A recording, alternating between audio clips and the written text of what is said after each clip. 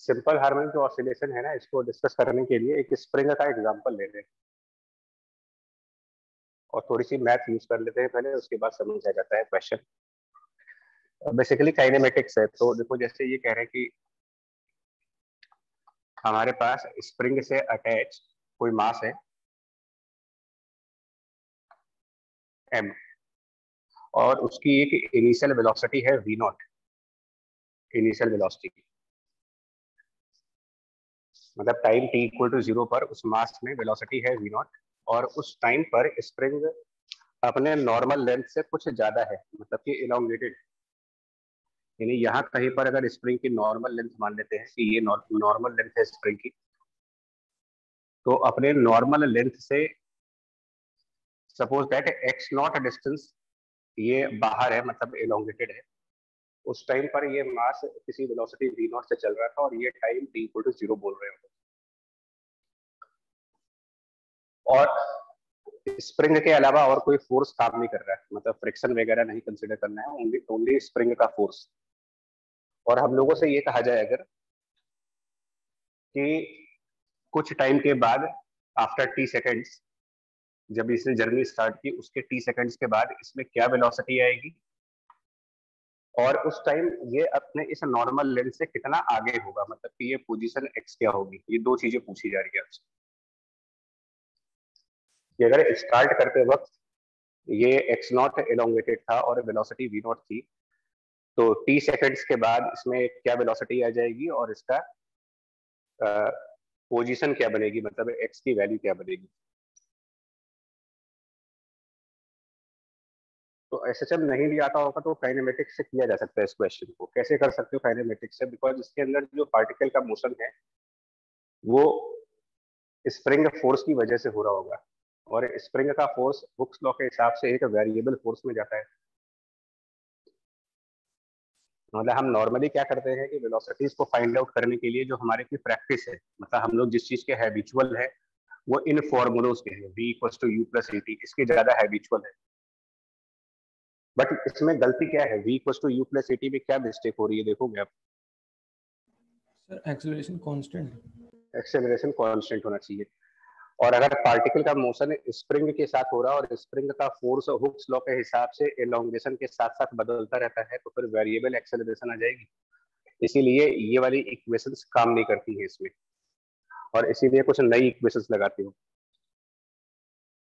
Derivation बड़ा important है क्योंकि इससे कंसेप्ट बहुत अच्छे से समझ में आते हैं। देखिए, किसी भी मोमेंट पर, मतलब कि एट एनी इंस्टेंट, इस मास पर स्प्रिंग की वजह से जो फोर्स आएगा वो हुक्स लॉ के हिसाब से लिखा जाएगा F equals to minus of k x. और इस फोर्स को अगर हम फर्दर मास से डिवाइड कर ले तो एक्सेलरेशन भी सॉल्व कर सकते हैं, यानी कि एक्सेलरेशन इज माइनस ऑफ के multiplied by x upon mass m। और इसको फर्दर हम पुट कर सकते हैं एक्सेलरेशन को v into d v by d x, अगर हम काइनेमेटिक्स लगाते हैं। हालांकि एनर्जी कंजर्वेशन भी लगा सकते थे, but v d v by d x acceleration is minus of k upon m multiplied by x. dx को राइट साइड लेके जाते हैं, v d v is minus of k upon m into x d x, और इसमें integrations लगा दें अगर velocity और x के बीच में, तो x की जो इनिशियल वैल्यू है वो x नॉट है, बाद में ये वैल्यू x हो जाती है, और यहाँ पर वेलोसिटी की इनिशियल वैल्यू v नॉट और देन फर्दर यहाँ पर v। और इसको थोड़ा सा हम सॉल्व कर लें अगर, तो देखिए क्या आंसर बनेगा। इसको जो हम फर्दर सॉल्व करेंगे, आसान सा इंटीग्रेशन है, यहाँ पर एक्स स्क्वायर बाई 2 आ जाएगा, यहाँ वी स्क्वायर बाई 2 आ जाएगा, तो लिमिट रखेंगे, तो अल्टीमेटली जो आंसर बनना है इसको मैं बोलूंगा आप लोगों से कि करें, इसको करने से बड़ा फायदा मिलता है, सिस्टम की क्लैरिटी बनती है ना। तो रिजल्ट जो आएगा वो मेरे ख्याल से अगर हम इसको प्रोसीड करेंगे तो कुछ इस टाइप से बनेगा। v इक्वल्स टू, लिख लेता हूँ, चलो एक बार पूरा सॉल्व कर लेते हैं। V square minus v not square left hand side पर आ जाएगा equals to minus k upon m, और राइट हैंड साइड पर आ जाएगा x square minus x not square. तो यहाँ से v स्क्वायर की वैल्यू बन जाती है v not square plus k by m x not square minus k upon m x square.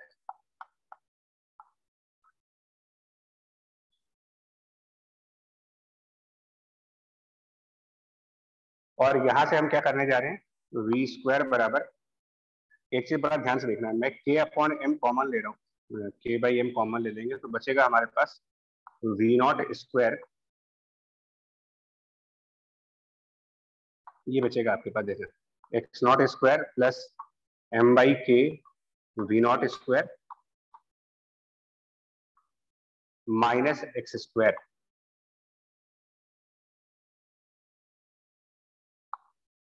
आप क्रॉस चेक करते रहना साथ में, मतलब मैं ये बोलूंगा कि यहाँ पर स्टेप लिखते भी रहिए तो ज्यादा अच्छा समझ में आएगा।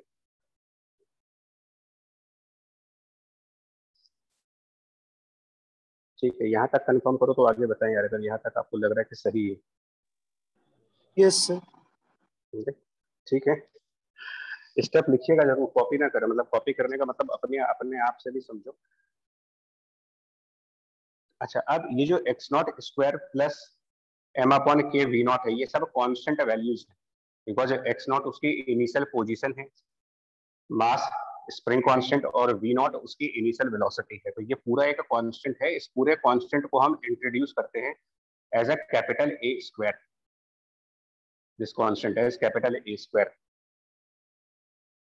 तो एक एक करके हम लिखते भी जा रहे हैं, मतलब हमारा कैपिटल ए जो है वो बन गया root of, capital A is root of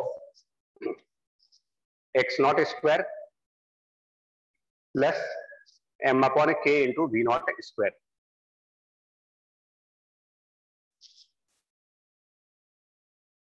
यहाँ वाला दिख रहा है,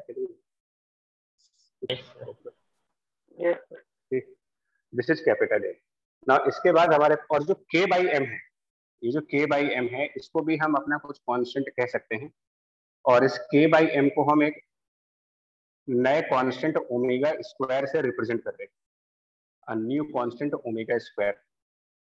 सो omega square is K upon M, this is new constant.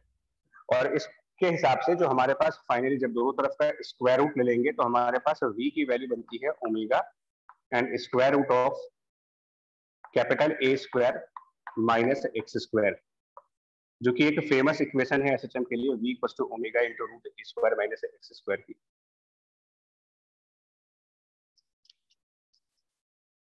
जो भी मैं राइट साइड लिख रहा हूँ ये एक तरीके से समरी है, इसी इतना ही याद रखना होगा आगे न्यूमेरिकल्स करने के लिए, अभी तो डेरिवेशन कर रहे हैं बस, आगे ए स्क्वायर माइनस एक्स स्क्वायर, ये तीन रिजल्ट्स आए। और इसी से हम एक और काम कर सकते हैं,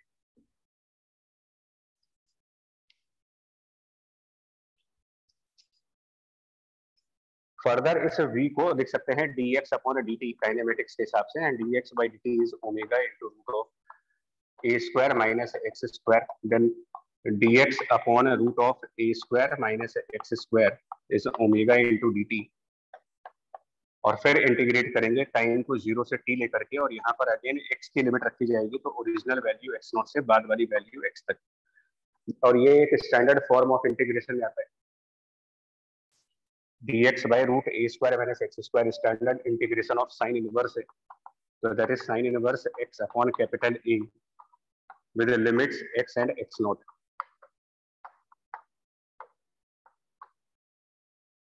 और ये राइट हैंड साइड पर ओमेगा इंटू टी आ जाएगा। लिमिट्स रखने के बाद जो बनेगा वो बन जाएगा sine inverse x upon a minus sine inverse of x naught by a equals to omega into t.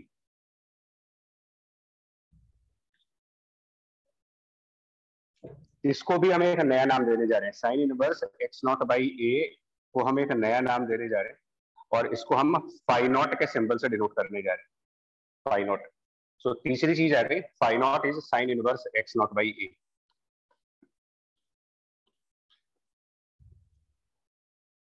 Phi not, और इसके आगे आप समझ जाओगे क्या करना है। जब इस फाई नॉट को हम राइट साइड लेके चले जाएंगे, sine inverse x not by A, मतलब फाई नॉट को राइट साइड लेके जाओ तो बन जाता है omega T plus phi not, और ये वाला साइन इनवर्स जब राइट साइड पर ट्रांसफर कर देते हैं तो फाइनली इसको सिंप्लीफाई करके आपके पास जो रिजल्ट बनता है वो होता है x बराबर capital A sine omega t and plus phi not, और इसी को इक्वेशन ऑफ एसएचएम भी कहा गया है। x equals to A sine omega T plus phi naught equation for the SHM.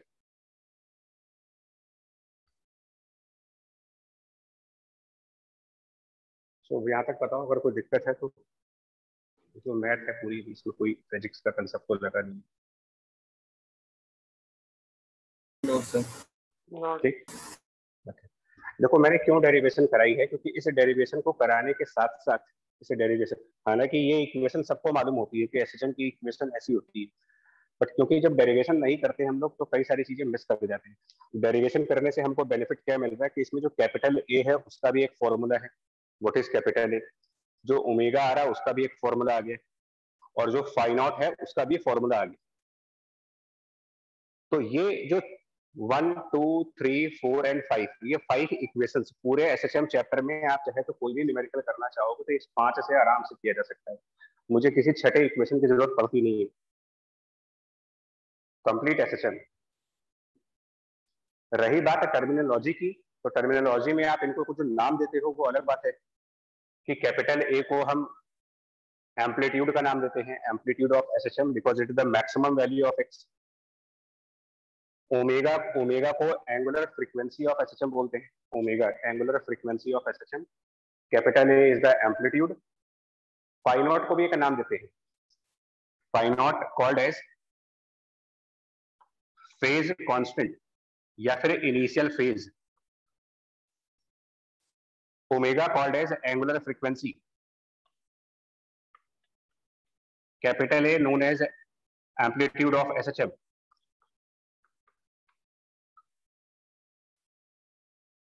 और ये जो पूरा टर्म है यानी कि omega T plus phi naught, complete term, omega T plus phi naught, this total value, मतलब साइन फंक्शन के आगे लिखी हुई ये पूरी value which is omega T plus phi naught, ये कहलाता है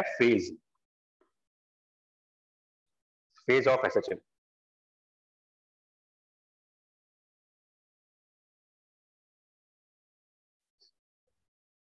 omega T plus phi naught, this is phase at any time t, मतलब इंस्टेंटेनियस फेज बोलते हैं omega T plus phi not को।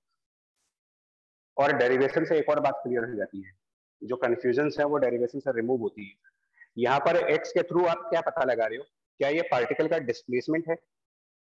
अगर इसको समझा जाए, पार्टिकल ने यहाँ से स्टार्ट किया और यहाँ चला गया है, तो डिस्प्लेसमेंट की जो डेफिनेशन है वो कहती है कि स्टार्टिंग पॉइंट से और इंस्टेंटेनियस पॉइंट के बीच में जो डिस्टेंस आई, तो अगर हमारा टाइम 0 यहाँ था, मतलब ये स्टार्टिंग पॉइंट था और कुछ टाइम के बाद पार्टिकल यहाँ पर है, तो काइनेमेटिक्स में जो डिस्प्लेसमेंट की डेफिनेशन है उस हिसाब से हमारा डिस्प्लेसमेंट इस पॉइंट से इस पॉइंट तक हुआ है, यानी इसको हम डिस्प्लेसमेंट कह सकते हैं, which is capital S, but displacement capital S will be actually x minus x naught। तो ये x क्या डिनोट कर रहा है यहाँ पर? क्या ये पार्टिकल का डिस्प्लेसमेंट डिनोट कर रहा है या कुछ और चीज डिनोट कर रहा है यहाँ पर? तो आंसर हुआ, अगर आप ध्यान दो तो हमने ये जो x है या फिर जो x नॉट है, इन सब का मेजरमेंट कहाँ से करना चालू किया है, कहाँ से ये सारी चीजें काउंट होती है, मतलब x नॉट कहाँ से मेजर हो रहा है, x कहाँ से मेजर हो रहा है, तो ये सारी मेजरमेंट्स आप उस पॉइंट से कर रहे हो जिस पॉइंट पर स्प्रिंग की लेंथ नॉर्मल थी, और जिस पॉइंट पर स्प्रिंग की लेंथ नॉर्मल रही होगी उस पॉइंट पर हुक्स लॉ के हिसाब से स्प्रिंग कोई फोर्स एक्सर्ट नहीं कर रहा होगा, यानी कि ये वो पॉइंट है जहां पर फोर्स F की वैल्यू 0 थी, और जिस पॉइंट पर फोर्स की वैल्यू 0 है, एसएचएम में इस पॉइंट को भी हम एक नाम देते हैं, the point where the force is equal to 0, and normally it is called as mean position या फिर इक्विलिब्रियम पोजीशन।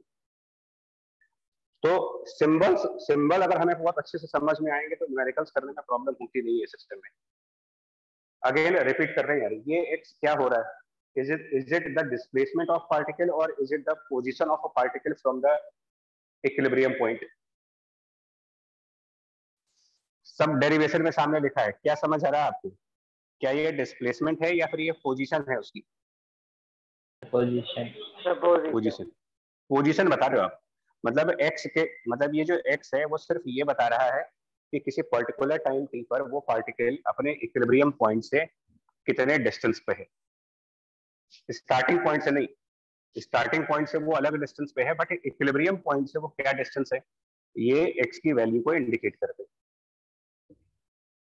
एंड इसीलिए इसको पोजीशन इक्वेशन कहा जाता है, this is known as position time relation, not the displacement time relation.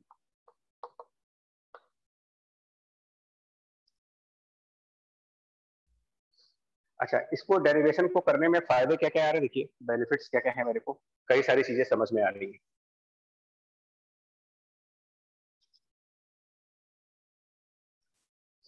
जैसे कि सबसे पहले बात करते हैं ओमेगा की। तो ओमेगा इन सब डेरिवेशंस में आप देखो तो ओमेगा किस चीज पे डिपेंडेंट क्वांटिटी हुई है, मतलब कि जो एंगुलर फ्रीक्वेंसी ओमेगा है, तो omega square is spring constant divided by mass, ये दोनों चीजें परमानेंट कांस्टेंट रहेंगी।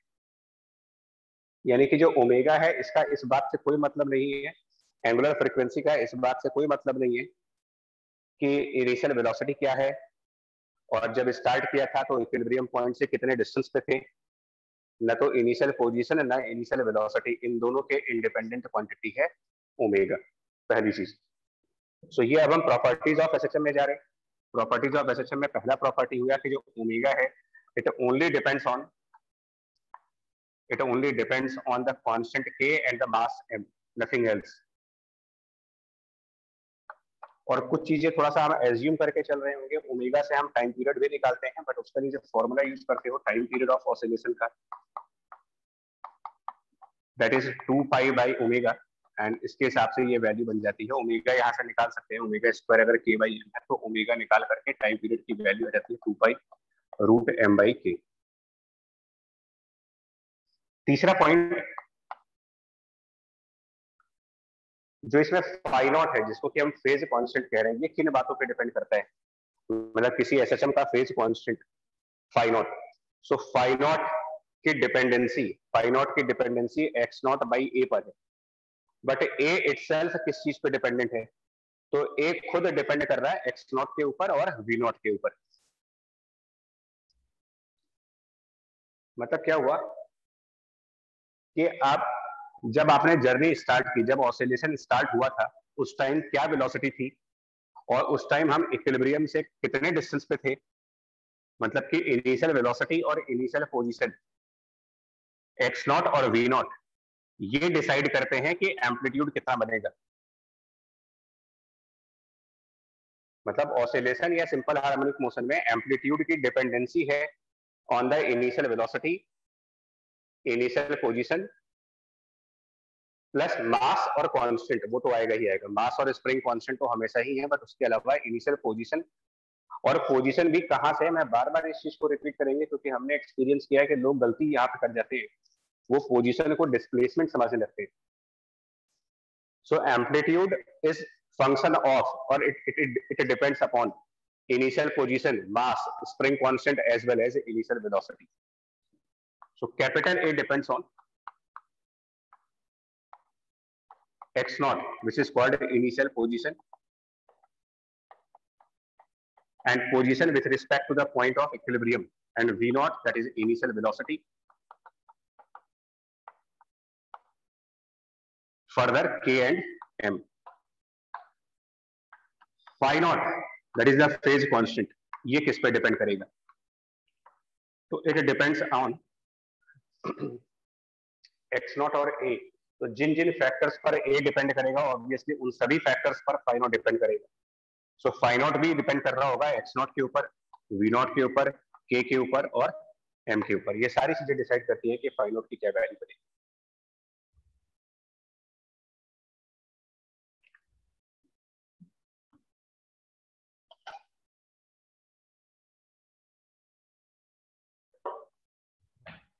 कोई इश्यू यहाँ तक भाई?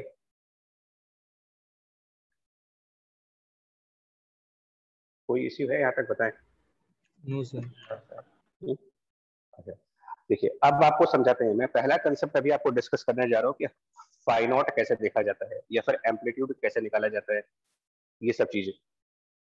सपोज अब आप लिखते जाना, कई सारे पॉसिबल केसेस में आपको दिखाने जा रहा हूँ और फाई नॉट देखेंगे। तो सबसे पहला वाला केस, फर्स्ट केस, एज्यूमिंग, मतलब अगर आप ये न्यूमेरिकल्स में पढ़ना है, न्यूमेरिकल स्टार्ट करने से पहले न्यूमेरिकल के लैंग्वेज में ये बात वेरीफाई कर लेना कि स्टेटमेंट क्या लिखा जा रहा है उसमें। फॉर एग्जाम्पल अगर ऐसा लिखा जाए कि the object start from the point when the spring was relaxed, अगर ऐसा स्टेटमेंट है, the mass start when the object was at when the spring was relaxed, क्या मतलब कहना चाह रहे हैं? If oscillation start from the point when the spring was in its natural length, तो क्या मतलब हुआ? इस पूरे डेरिवेशन में क्या चीज जीरो हो गई हमारे लिए? हम लोगों ने डेरिवेशन जो किया है, हमने डेरिवेशन में ये माना है कि जो ऑसिलेशन स्टार्ट हो रहा था, तो जब स्टार्ट हुआ था तो स्प्रिंग एलोंगेटेड थी, एक्स नॉट अमाउंट से एलोंगेटेड थी, तब जाकर के ऑसिलेशन स्टार्ट कर दिया गया। क्वेश्चन कह रहा है कि oscillation begin at the normal length, तो if oscillation begin at the normal length that means कि एक्स नॉट की वैल्यू जीरो रख देंगे।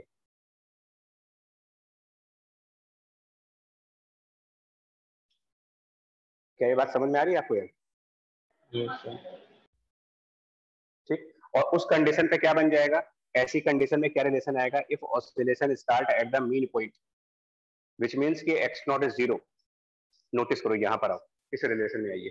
When x naught will be zero, when x naught will be zero, capital A becomes m upon k into v naught, यानी कि क्या relation बना उसमें देखिए।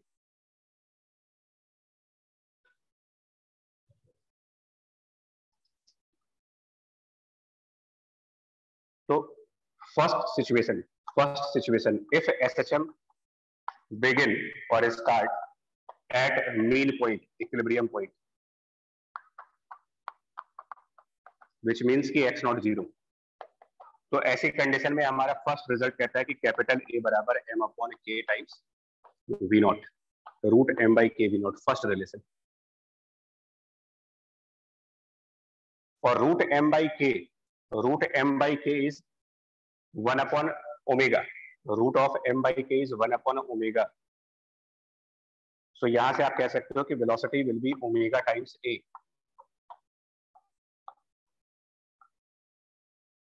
मतलब हम मल्टीपल फॉर्मूले नहीं पढ़ना चाह रहे हैं, इसलिए हम चाहते हैं कि ये 5 फॉर्मूले आपके माइंड में हमेशा बैठे रहें, ये 5 रिलेशंस याद रखिए और इनसे हम सारा कुछ सॉल्व कर सकते हैं, सब कुछ।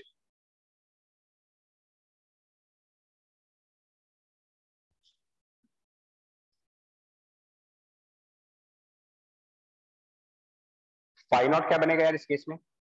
फाई नॉट की वैल्यू देखिए, अगर SHM इक्विलिब्रियम पॉइंट से स्टार्ट होगा तो फाई नॉट की वैल्यू, यानी कि अगर एक्स नॉट को जीरो कर देते हो आप, if x naught equal to zero, then what is the value of phi not?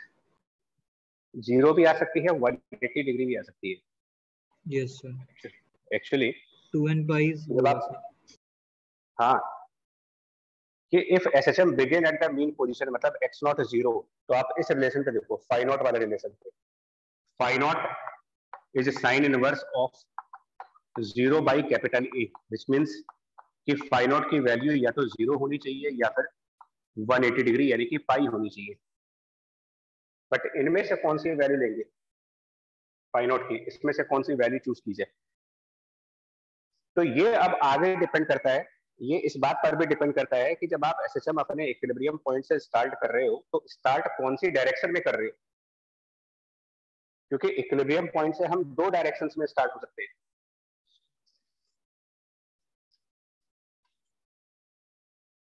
Just for example, अगर हमें से ये कहा जाए कि भाई एक स्प्रिंग है और उससे एक मास अटैच है और स्प्रिंग की length normal L not, normal length, और टाइम जीरो पर, मतलब जब SHM स्टार्ट हुआ था तो वो उस नॉर्मल लेंथ पर उसको राइट साइड वेलोसिटी दिया गया है, ये एक केस। और दूसरे केस में कहा जाए कि स्प्रिंग अपने नॉर्मल लेंथ पे है, मास उससे अटैच है, लेकिन उसको जो वेलोसिटी दी जा रही है वो अंदर की तरफ दी जा रही है, मतलब कि पहले कंप्रेशन आएगा। ये सिचुएशन है टाइम t = 0 की। तो टाइम जीरो पर दोनों ही प्रॉब्लम्स के अंदर, इन दोनों क्वेश्चंस में, जब ऑसिलेशन स्टार्ट हो रहा है तो स्प्रिंग में कोई इलोंगेशन नहीं, लेकिन पहली वाली प्रॉब्लम में मोशन राइट साइड होगा, दूसरी प्रॉब्लम में मोशन लेफ्ट साइड से स्टार्ट होगा। तो ये डायरेक्शन से डिसाइड करते हैं कि फाई नॉट क्या रखना है आपको। जब ये मोशन राइट साइड की तरफ स्टार्ट होता है तो हम फाई नॉट को 0 मानते हैं, और जब ये मोशन लेफ्ट साइड की तरफ स्टार्ट करते हैं तो हम फाई नॉट को मानते हैं इक्वल टू फाई।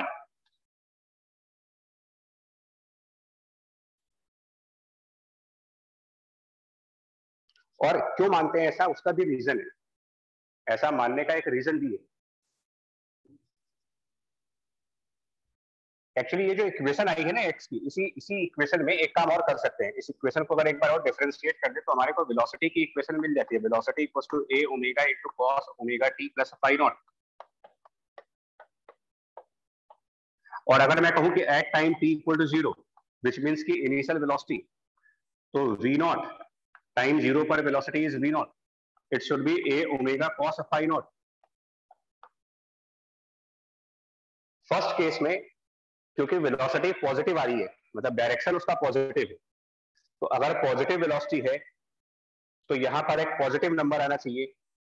और cos फाई नॉट की वैल्यू पॉजिटिव कब आएगी आप खुद देख सकते हो। फाई नॉट 0 और पाई में से कौन सी वो वैल्यू है जिसके वजह से वी नॉट पॉजिटिव आएगा। दूसरे केस में पार्टिकल की वेलोसिटी का डायरेक्शन लेफ्ट साइड है, मतलब नेगेटिव आना चाहिए वेलोसिटी, डायरेक्शन नेगेटिव आना चाहिए, यानी यहाँ नेगेटिव साइन आना चाहिए। नेगेटिव साइन तब आएगा जब हम फाई नॉट की वैल्यू को 180 डिग्री चूज कर रहे हैं, इस वजह से कहा जा रहा है।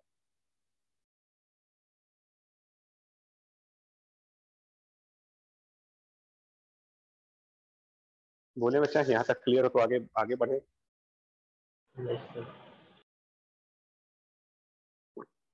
फाई नॉट अगर क्लियर है अभी और इसको सिंपल भी कर देंगे। सपोज ये हमारा पहला केस था, ये दूसरा केस है, तीसरा केस, थर्ड केस।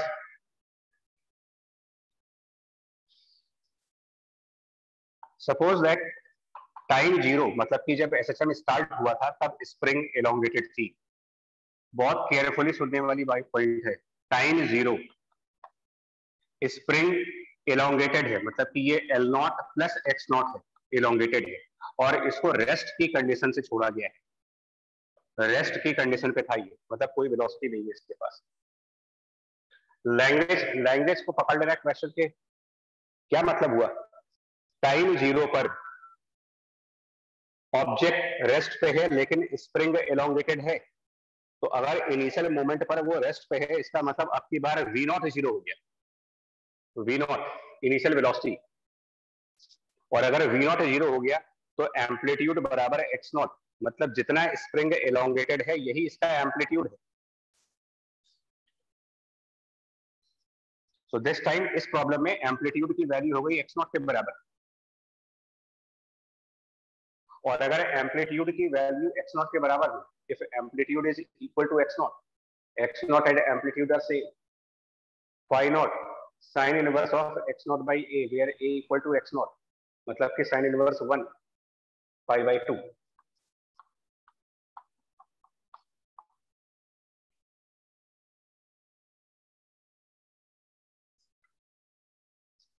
पर ऑब्वियस सी बात है कि अगर इस स्प्रिंग को एलोंगेट करके अगर आप छोड़ते हो तो ये किस तरफ जाना स्टार्ट करेगा, कुछ सोच के देखा जाए। अगर हम इसको एलोंगेट करके छोड़ेंगे तो ऑब्वियसली स्प्रिंग की फोर्स की वजह से ये लेफ्ट साइड आएगा, मतलब कुछ समय के बाद, कुछ टाइम के बाद ये स्प्रिंग इनवर्ड डायरेक्शन में मूव कर चुका होगा।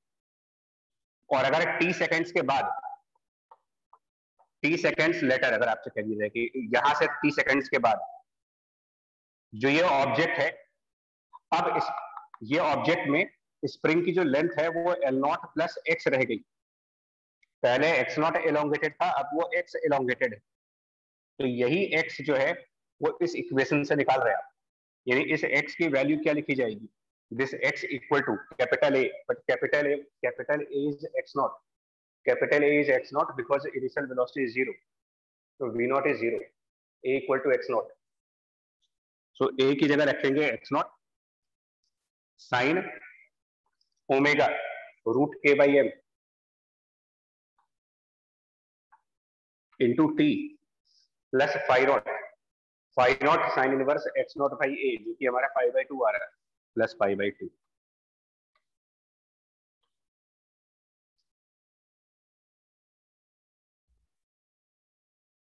मैं एक बार फिर से रिपीट कर रहा हूँ, ये x डिस्प्लेसमेंट नहीं हुआ है, डिस्प्लेसमेंट नहीं, हम लोग डिस्प्लेसमेंट बताते ही नहीं है इस इक्वेशन से। डिस्प्लेसमेंट पूछा जाएगा तो डिस्प्लेसमेंट तो फिर यहां से यहां तक, ये चीजें डिस्प्लेसमेंट हुई इसकी। डिस्प्लेसमेंट भी निकाल सकते हैं, अगर आपको डिस्प्लेसमेंट निकालना हो तो काइनेमेटिक्स लगाइए, इनिशियली वो x0 था, बाद में x हो गया, तो डिस्प्लेसमेंट की डेफिनेशन होती है बाद वाली पोजीशन में से पहले वाली पोजीशन को माइनस किया जाए, यानी कि it is x0 minus x with a negative sign and y negative sign. Displacement में माइनस साइन क्यों लगा रहे हैं? Because displacement left side direction में हो रहा है, यानी अल्टीमेटली ये x माइनस x0 ये इसका डिस्प्लेसमेंट हुआ। सर हाँ इनिशियली सर मास एम तो सर इक्विलिब्रियम पोजीशन पे है नहीं, तो सर ये वाली इक्वेशन के हाँ, इसीलिए डेरिवेशन समझा रहे। देखो जो हमारी डेरिवेशन हुई है उसमें ये ऐसा कहीं, देखिए हमने जब डेरिवेशन किया है तो टाइम जीरो हमने इक्विलिब्रियम पर कहाँ लिया था? सर, लेकिन सर जो x है सर वो तो इक्विलिब्रियम पोजीशन से आएगा। हाँ, यही तो कंफ्यूज करता है कि एसएचएम की स्टार्टिंग पॉइंट कहीं भी हो सकती है, इक्विलिब्रियम से भी हो सकते हैं, नॉन इक्विलिब्रियम पॉइंट से भी हम एसएचएम को स्टार्ट कर सकते हैं, लेकिन इक्वेशन से जो मेजरमेंट करते हैं ये हमेशा डिस्टेंस फ्रॉम इक्विलिब्रियम को मेजर किया जाता है। यही थोड़ी देर पहले मैं समझा रहा था अभी आपको, चाहे आप एसएचएम इक्विलिब्रियम पॉइंट से स्टार्ट करो, चाहे एसएचएम किसी और पॉइंट से स्टार्ट करो, स्टार्टिंग पॉइंट क्या है उसकी टेक केयर हम फाई नॉट में करते हैं। कहां पर मेरा स्टार्टिंग पॉइंट है उससे फाई नॉट डिसाइड होता है, एम्पलीट्यूड डिसाइड होता है।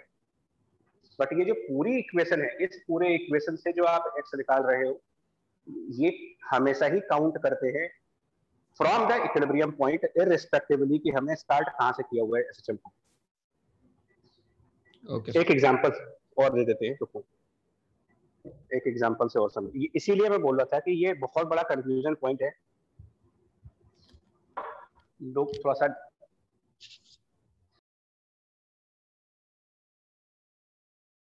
मैं एक और एग्जांपल से समझाता हूँ, बेटर समझ जाओगे इसमें। फॉर एग्जाम्पल देखिए, मैं एक एग्जाम्पल दे रहा हूं, उसको ध्यान से समझना। For example a particle starts from, और केयरफुली सुनिएगा तो डाउट खत्म हो जाना चाहिए। A particle starts from x equals to 2 meter with a velocity equals to 16 meter per second I cap। ध्यान से देखना यार, under a force given by, under a force capital F which is given by minus of 32 into x I cap, mass of a particle is 2 kilogram। Find part 1 position and velocity as a function of time।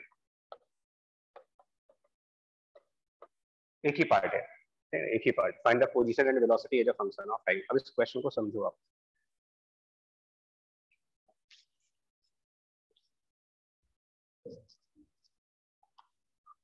अगर मैं पूछूं कि equilibrium position कहां पर है, क्या बोलोगे आप? इक्विलिब्रियम पोजीशन मतलब कि वो कौन सा प्लेस है जहां पर फोर्स की वैल्यू जीरो है, that is F equal to zero.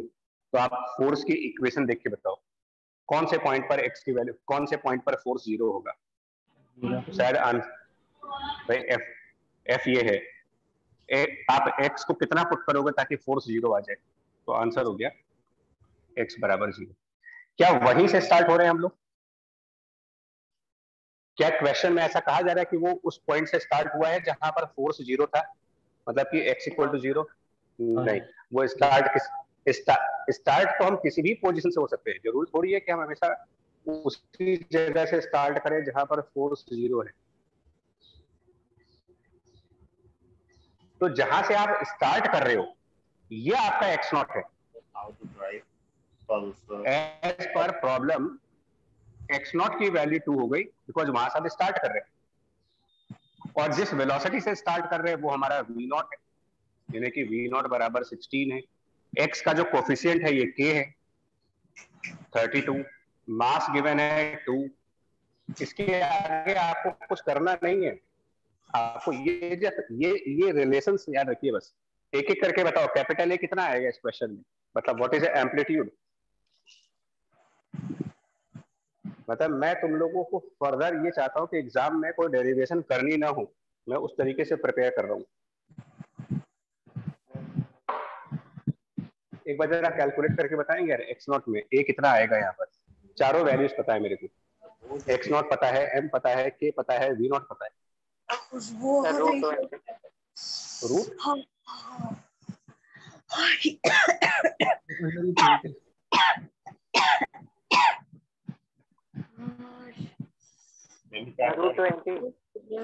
Root 20। क्या खुशबू है। कैपिटल ए बराबर रूट 20। ठीक है, और देखो यार,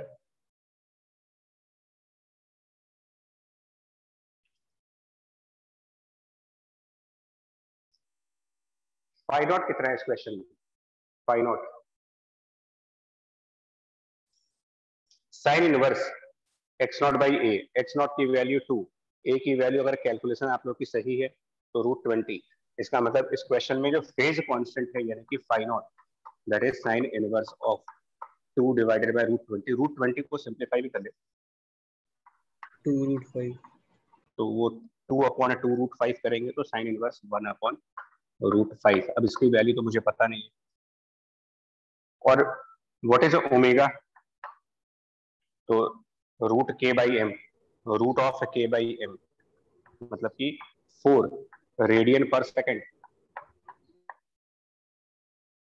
आपसे कभी नहीं पूछा जाता है कि डिस्प्लेसमेंट बताइए, आपसे पूछा जाता है पोजीशन बताएं, तो हम उसकी पोजीशन बता रहे हैं। दैट मींस कि x equal to capital A 2√5 sine omega की value 4 into t plus phi naught which is sine inverse 1/√5। अब इस इक्वेशन में ये जो x है, ये मुझे किस चीज के बारे में इंफॉर्मेशन दे रहा होगा। क्या इंफॉर्मेशन मिल रही है मुझे x की, कि t सेकंड्स के बाद क्या ये पार्टिकल ने डिस्प्लेसमेंट करी हुई है, नहीं। इस इक्वेशन से हाँ ये मालूम चल रहा कि t सेकंड्स के बाद उस पार्टिकल की position from the equilibrium point जो होगी वो ये होगी। ये इक्वेशन आपको सिर्फ पोजीशन बताती है कि अब आप इक्विलिब्रियम पॉइंट से कितनी दूर पहुंच गए, स्टार्टिंग पॉइंट से नहीं, इक्विलिब्रियम पॉइंट से।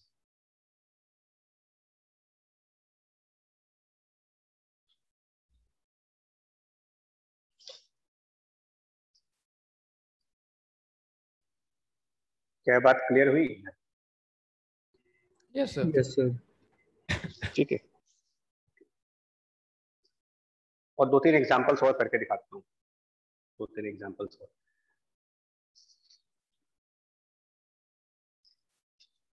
मतलब ये मानो ना कि जैसे डेरिवेशन नहीं करनी भाई हमें कोई, हमें इनका एप्लीकेशन करना है न्यूमेरिकल्स। और एग्जांपल दिखाते हैं। एज एग्जांपल, अगर मैं आपसे ये कहूं कि भाई एक स्प्रिंग है, उसके साथ एक मास अटैच है। अब सुनिएगा ध्यान से, स्प्रिंग है, उसके साथ एक मास अटैच है, और ये स्प्रिंग कंप्रेशन मोड में है। मतलब कि ये L0 माइनस x0 है, जिसमें L0 इसकी नॉर्मल लेंथ है और x0 इसका कुछ कंप्रेशन। और टाइम t इक्वल टू 0 पर हमने इस मास को रेस्ट की कंडीशन से छोड़ा है। सिर्फ लैंग्वेज को सब पढ़ना होता है, लैंग्वेज को पढ़ करके एसएचएम के चैप्टर्स में जो लैंग्वेज है न्यूमेरिकल्स की, उस लैंग्वेज को पढ़ते जाइए, और लैंग्वेज पढ़ने के साथ साथ डिसाइड करते जाओ कि x0, v0, k और m ये सब क्या है यहाँ, और उसके बाद इनका यूज कर लीजिए, डायरेक्ट यूज करना है। तो यहाँ पर कह रहे हैं कि ये स्प्रिंग कंप्रेशन के मोड में थी, उसके बाद हमने मास को रेस्ट पे छोड़ा। और यहां पर सामने एक वॉल है, ठीक है, सामने एक वॉल है,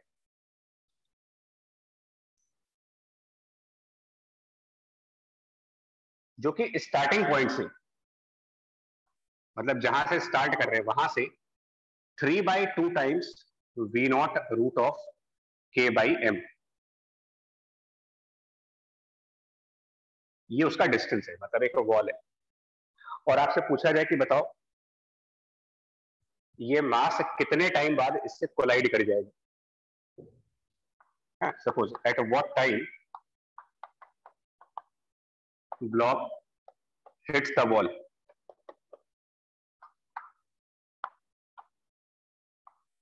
अब देखिए इसका सोल्यूशन पार्ट पे आते हैं।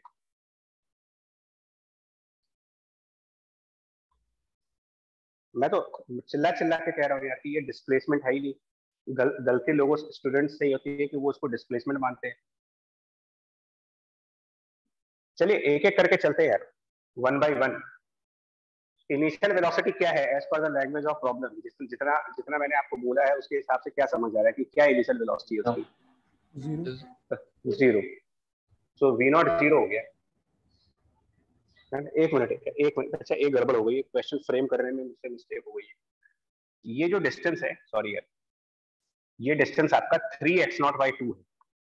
सॉरी 3x0/2 है।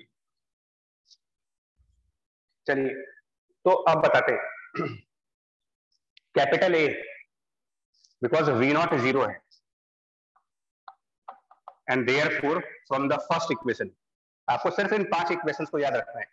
From the first equation amplitude बराबर x0। चलिए हो गया। ओमेगा में कोई प्रॉब्लम ही नहीं है। देन फाई नॉट क्या बनेगा इस क्वेश्चन में? फाई नॉट की value, the value of phi naught it is sine inverse of x0। What is x0?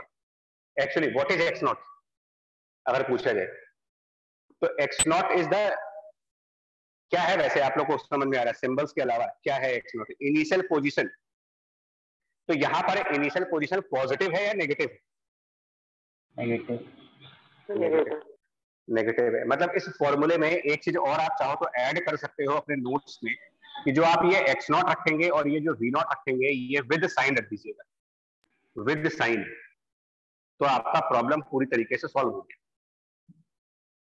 क्योंकि हम -x0 पे थे, मतलब कि नॉर्मल लेंथ से नेगेटिव साइड पे थे, तो हम यहां पर -x0 पुट करेंगे। And what is amplitude? Amplitude from the first equation, amplitude from the first equation is equal to x0, and that means कि phi naught equals to what? Sine inverse -1। Sine inverse -1 कहने का मतलब हुआ कि phi naught is -π/2। जिस बच्चे को ये समझ में आ जाए ना यार कि ये तीनों पॉइंट्स अलग अलग कैलकुलेट करना उसको बड़ा आ गया, किसी भी स्टूडेंट को ये समझ में आ जाए कि how to find out phi naught, how to find out omega and how to find out A, और मैंने तीनों के रिजल्ट दे दिए। एम्पलीट्यूड निकालने के लिए ये रिलेशन, ओमेगा निकालने के लिए ये रिलेशन, और फाई नॉट निकालने के लिए ये रिलेशन। सो फाई नॉट आ गया। इसके बाद हम क्या करेंगे? ओमेगा ऑलरेडी क्लियर है, तो इसके बाद हम कह देते हैं कि नाउ एक्स बराबर capital A which is x0। जब फाई नॉट को -π/2 रखेंगे, साइन ओमेगा टी -π/2, तो वो ट्रिग्नोमेट्री के हिसाब से, एज पर ट्रिग्नोमेट्री, वो बन जाएगा x0 cos omega into T, और साथ में यहाँ माइनस आ जाएगा। ये स्टेप आपको समझ आया या नहीं आया? ये कैसे बन रहा है, ये है ना, साइन ओमेगा टी -π/2। ये हमारी एक इक्वेशन है। लेकिन इस इक्वेशन में ये जो x है, ये मुझे बार बार किस चीज के बारे में रिमाइंडर दे रहा है? तो आंसर हुआ दिस x, जो आप लेफ्ट हैंड साइड पे ये जो x लिख रहे हो, always remember position from equilibrium. That means spring के नॉर्मल होने, स्प्रिंग जहां पर नॉर्मल हो जाएगी वहां से क्या पोजीशन बन रही है। 3x0/2 स्टार्टिंग पॉइंट से थी, बट क्या यहां पर हमारी स्प्रिंग नॉर्मल है? नहीं है, वो कंप्रेशन में है। वो नॉर्मल यहां कहीं पर होगी, जहां पर स्प्रिंग की लेंथ नॉर्मल होगी उससे मेरा वॉल कितना आगे है, उस नॉर्मल वाले से कितना आगे हुआ। तो कोई बता पाएगा यार, जब स्प्रिंग की लेंथ नॉर्मलाइज होगी उससे और कितना आगे वॉल है मेरी? x0/2। x0/2। तो ये हमारा x हुआ, यानी कि यहाँ जो x है that is basically x0/2, it is not 3x0/2।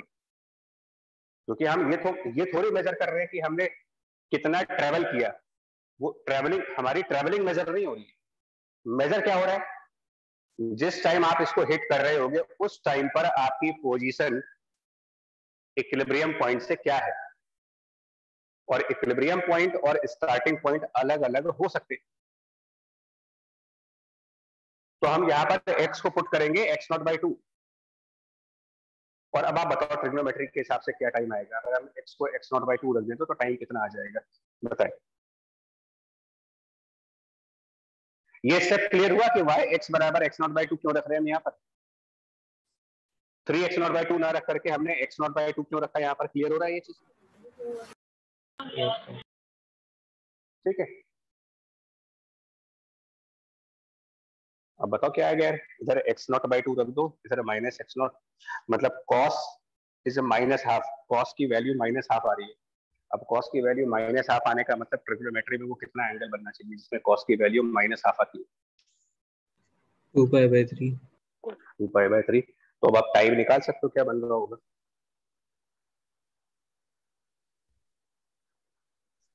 आ रहा समझ में ये चीज? Yes sir.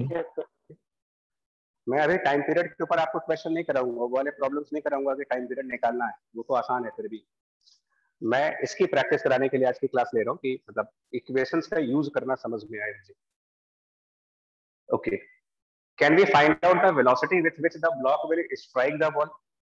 पूछा जाए what will be the velocity when this block will hit the ball? Answer है हाँ, निकाल सकते हैं। ब्लॉक कितनी वेलोसिटी से हिट करेगा ये भी निकाल सकते हो। कैसे? ये वाली इक्वेशन, ये इक्वेशन आपको हेल्प करती है किसी भी पोजीशन पर, at any position what will be the velocity. इसमें x को क्या रखेंगे, कैपिटल A को तो x0 रख देंगे, ओमेगा को √k/m रख देंगे, x को क्या रखोगे, 3x0/2 या फिर x0/2? Same answer, x0/2, x0/2। And now पता करो क्या वेलोसिटी होगी, मतलब जब ये इस वॉल को हिट करेगा तो उस समय क्या वेलोसिटी होगी ये भी निकाल सकते हो। कितने टाइम पर हिट कर रहा है वो हम यहां से निकाल लेंगे, कितनी वेलोसिटी से हिट कर रहे हैं वो हम इससे निकाल लेंगे। मैं ये दिमाग में बिठा लूं, कहीं पर भी जो ये x देख रहे हो ये पोजीशन को बताता है आपको, position from equilibrium, position from equilibrium रखते जाइए।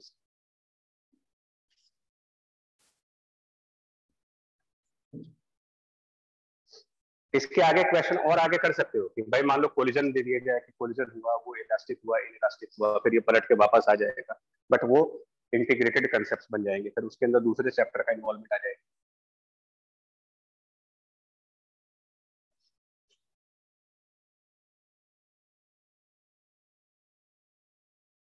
और एक एग्जांपल देखूं,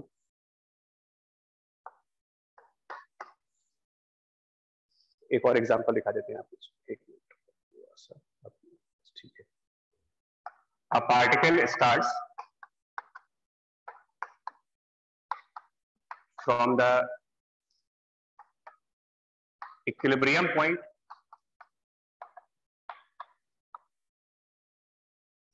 towards positive direction.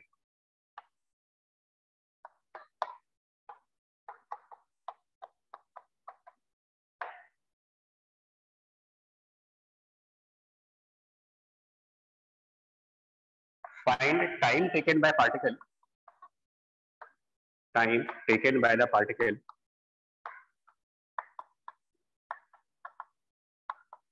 to travel first a/2 distance and then next a/2 distance.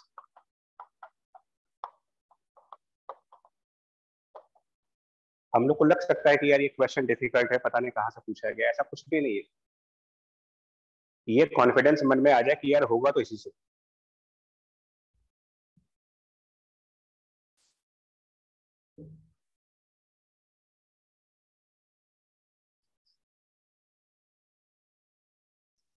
आपको समझना ये होता है कि इस लाइन का क्वेश्चन में इंपॉर्टेंस क्या है कि start from equilibrium point towards positive direction. ये लाइन मुझे क्वेश्चन में क्यों दी जा रही है, इससे मुझे क्या करना है?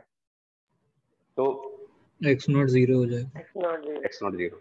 ये लाइन आपको दिया इसलिए जाता है कि आप x नॉट और v नॉट के बारे में पता लगाएं, बिकॉज जब तक आप x नॉट v नॉट पता नहीं लगाओगे तब तक आप इस क्वेश्चन में आगे बढ़ नहीं सकते। तो यहाँ पर x नॉट बराबर 0, y 0, because we are starting from the equilibrium point, that's why x naught बराबर 0। तो v नॉट कितना है मुझे नहीं मालूम, लेकिन इतना पता है कि वो पॉजिटिव है। v not is a positive number, but कितना पॉजिटिव है ये तो मालूम नहीं, और उसकी जरूरत भी नहीं है मुझे, इतना पता है कि पॉजिटिव है। तो आप बताइए फाई नॉट क्या बनेगा यहाँ पर, वैल्यू ऑफ फाई नॉट, इतनी इंफॉर्मेशन। हाँ, इसका मतलब फाई नॉट 0 हो गया। अब आपकी इक्वेशन क्या बन गई ना, मेरे पास इक्वेशन आ गई x बराबर capital A sine omega into t, phi naught is 0। अब आते हैं पहले पार्ट में, बहुत ध्यान से। फर्स्ट पार्ट में जब आप इक्विलिब्रियम पॉइंट से ही स्टार्ट कर रहे हो, जहां आपका इक्विलिब्रियम है वहीं से स्टार्ट हो रहे हो, तो फर्स्ट a/2 डिस्टेंस ट्रेवल करने के बाद आपकी पोजीशन फ्रॉम इक्विलिब्रियम क्या हो जाएगी? स्टार्ट भी इक्विलिब्रियम पॉइंट से ले रहे और a/2 डिस्टेंस से ट्रेवल कर लिया, तो नाउ हम इक्विलिब्रियम पॉइंट से कितना आगे आ गए? इक्विलिब्रियम पॉइंट से a/2, यानी यहां पर x बराबर a/2 रख देंगे। तो इट इंप्लाइज a/2 बराबर a साइन ओमेगा टी। इसके आगे की मैथ लगा सकते हो कि ओमेगा टाइम कितना आएगा ओमेगा के फॉर्म में। सेकंड पार्ट, नेक्स्ट a/2, जब a/2 डिस्टेंस और चल लोगे तो आप इक्विलिब्रियम से कितना आगे आ चुके हो? a। तो x बराबर a रखेंगे, because now we are a distance from the equilibrium, and therefore capital A बराबर capital A sine omega t. But इससे जो टाइम आएगा वो कहां तक का टाइम आएगा, मतलब कहां से कहां तक का टाइम आएगा? नेक्स्ट a/2 ट्रेवल करने का टाइम आएगा या पूरा a डिस्टेंस से ट्रेवल करने का टाइम आएगा? पूरा टाइम आप पूरा आएगा, बिकॉज टाइम आप बिगिनिंग से काउंट करते हो। टाइम जो है वो from the starting point consider किया जाता है। अब ऐसे में जो पहला वाला आंसर आएगा, अगर हम ध्यान दें तो फर्स्ट आंसर ट्रिग्नोमेट्री वगैरह को यूज करने के बाद फर्स्ट आंसर आपका आएगा टाइम बराबर पाई अपॉन 6 ओमेगा। आप वेरीफाई कर लो इसको। और दूसरा वाला जो आंसर आएगा वो है टाइम बराबर पाई अपॉन 2 ओमेगा। बट ये आंसर नहीं है, सेकंड पार्ट का आंसर नहीं है ये। सेकंड पार्ट का आंसर क्या बनेगा? नेक्स्ट a/2 डिस्टेंस कवर करने का टाइम पाई अपॉन 2 ओमेगा में से पहला वाला a/2 डिस्टेंस कवर करने का टाइम लेस करिए।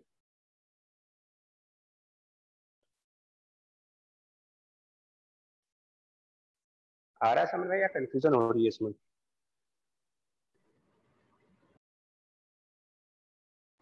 एक बार रिपीट कर दीजिए क्या बोला? हमने ये कहा कि जो हमारी ये इक्वेशन है ना, एसएचएम वाली इक्वेशन, इसमें जो पोजीशन मेजरमेंट होती है वो फ्रॉम द इक्विलिब्रियम पॉइंट, और टाइम का मेजरमेंट बिगिनिंग से होता है। मतलब आप स्टार्टिंग से कितना टाइम ले चुके, जब से आपने एसएचएम स्टार्ट किया तब से कितना टाइम हो चुका मेरा। सो time from the starting but position from the equilibrium. मतलब ये जो पाई/2 ओमेगा है, इतना टाइम हमने स्टार्टिंग से लिया है, जब से एसएचएम स्टार्ट किया तब से हमारा इतना टाइम हुआ है। हमसे ये तो पूछा नहीं गया है कि शुरुआत से लेकर के कितना हो रहा है, हमसे पूछा जा रहा है कि नेक्स्ट a/2 कवर करने का टाइम कितना है। मतलब इसको अगर मैं डायग्राम पे समझाना चाहूँ तो ये कुछ ऐसा है। सपोज x = 0 इक्विलिब्रियम पॉइंट है, तो पहले मैंने a/2 डिस्टेंस कवर किया, फिर मैंने a/2 डिस्टेंस कवर किया, 2 बार a/2, पहला a/2 दूसरा a/2। तो पाई अपॉन 6 ओमेगा पहले वाले a/2 को ट्रेवल करने का टाइम है, पाई/6 ओमेगा। लेकिन pi upon 2 omega is the time of total a। ये मैं बोल रहा हूं आपसे कि जो टाइम काउंट कर रहे हैं टाइम की काउंटिंग स्टार्टिंग पॉइंट से हो रही है आपकी, तो अगले a/2 में कितना टाइम लगा होगा, इसके लिए इन दोनों को लेस नहीं कर सकते, मतलब सब्ट्रैक्शन करके नहीं निकाल सकते कि कितना टाइम लगेगा। सर। क्या अब क्लियर हुआ है, अभी भी डाउट है?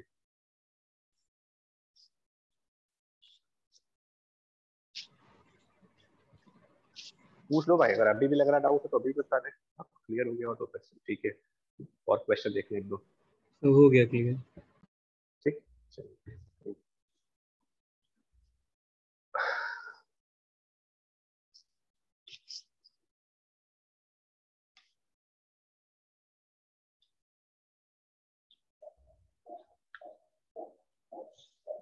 एक और एग्जांपल देते हैं सिमिलर। सपोज आपसे कहा जाए कि a particle starts from x equal to plus a with no velocity. Equilibrium is at x equal to 0. Find time taken by particle. Find time taken by particle to reach at. Sorry. Find time taken by particle to travel. Again, first part. First, a/3 distance. Next, a/3 distance. मान लो ये question है, similar question है, similar question.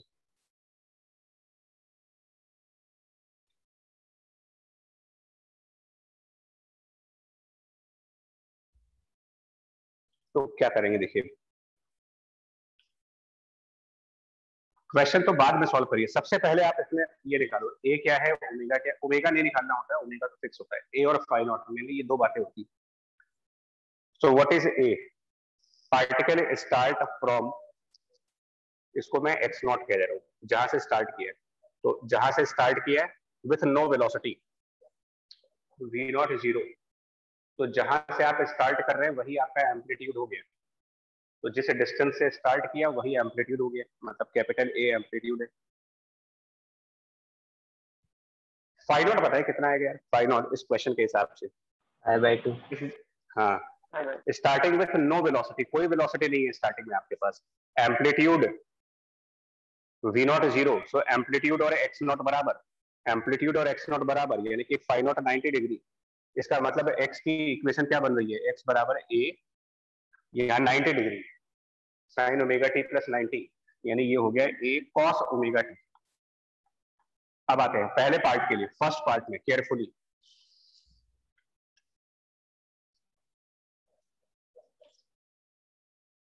Question के हिसाब से हमने start किया है प्लस ए से, plus a is our beginning starting point, जबकि इक्विलिब्रियम पॉइंट कहीं और है।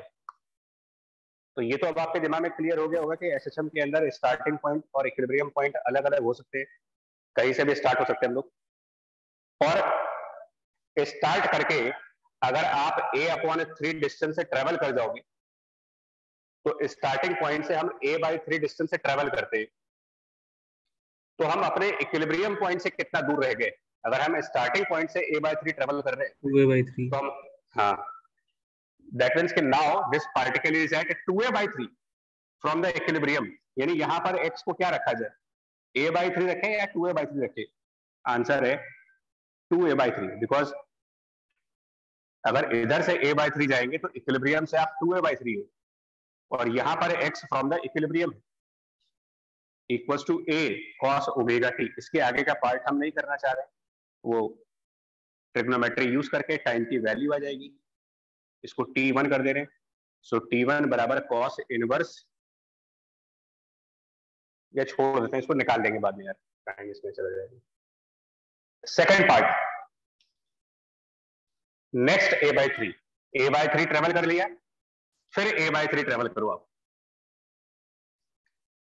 तो नाउ इक्विलिब्रियम से कितना डिस्टेंस हुआ मेरा, अगर हमने इतना कवर किया तो इक्विलिब्रियम से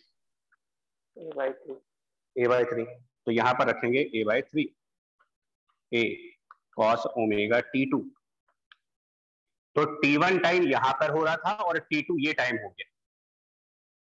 तो आंसर फॉर सेकंड पार्ट क्या लिखेंगे फिर से एक बार, answer of the second part,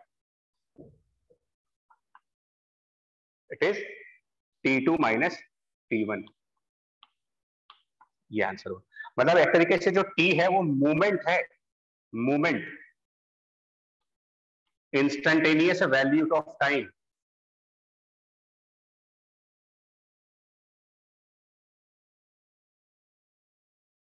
हो रहा है क्लियर?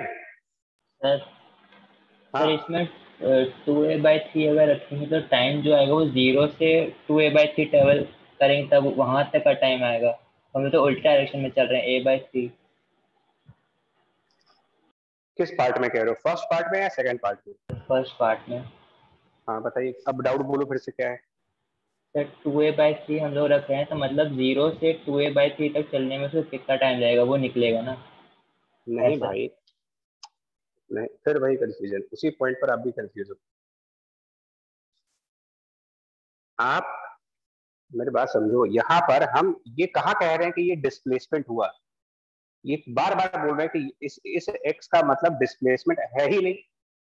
आपने कितना ट्रेवल किया उससे हमें क्या मतलब, हमें सिर्फ मतलब ये है कि एक सर्टेन डिस्टेंस ट्रेवल करने के बाद आप जहां कहीं भी हो वो पॉइंट आपके इक्विलिब्रियम से कितना दूर है, हमें वो चाहिए यहाँ पर।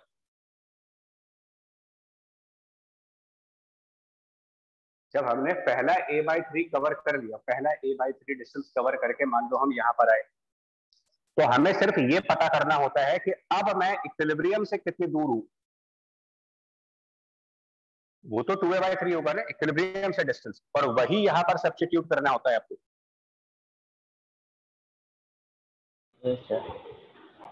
मैं लगातार इसी बात को समझा रहा हूं और यही कंफ्यूजन की वजह से न्यूमेरिकल गलत हो रहे हैं। It is not a displacement, clear करने भाई, ये डिस्प्लेसमेंट है ही नहीं। मतलब उस पॉइंट पे लेफ्ट से राइट पहुंचे हैं, राइट से पहुंचे हैं, मतलब लेफ्ट से पहुंचे हैं राइट से, टाइम सेम लगेगा। हाँ और समझा दे रहा हूँ, रुको। अब ये तीसरा एग्जांपल ले रहे हैं, आप इसको देख लो अच्छे से, क्योंकि ये पॉइंट ही मेन है, ये पॉइंट जिस बच्चे को समझ, बाकी टाइम पीरियड तो हर कोई निकाल लेता है।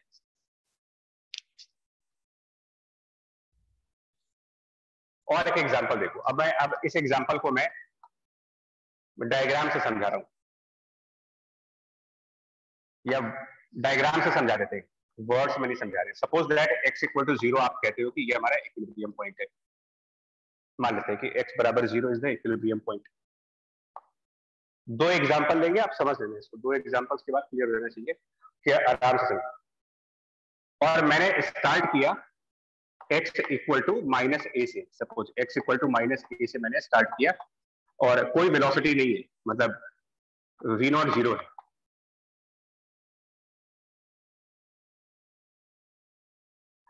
और इस तरफ मेरा x इक्वल टू प्लस ए है, सुनिएगा ठीक है। जब आपने स्टार्ट किया तो उसको हम लोग कह रहे हैं कि ये टाइम t बराबर 0 है, स्टार्टिंग पॉइंट को। ऑसिलेशन मतलब टू एंड फ्रो मोशन, बार बार ऐसे से करेंगे, इधर इधर ऐसे ऐसे, ऑसिलेटरी मोशन मतलब टू एंड फ्रो। तो हमने क्या किया, जिस पार्टिकल ने स्टार्ट किया वो यहां से यहां तक गया,